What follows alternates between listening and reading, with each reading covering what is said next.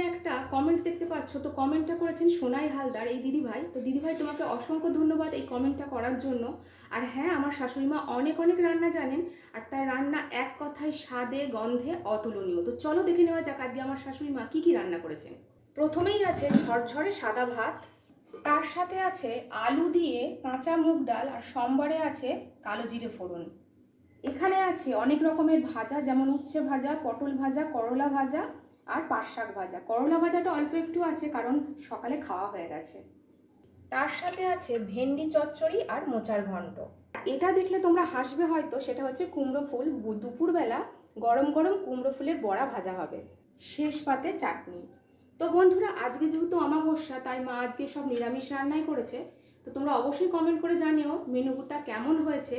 আর অবশ্যই তোমরা কমেন্ট করো, তোমাদের কমেন্টও কিন্তু এইভাবে স্ক্রিনে আমি দেখাবো। দেখা হচ্ছে পরের ভিডিওতে। তোমরা ভালো থাকো, সুস্থ থাকো, টাটা।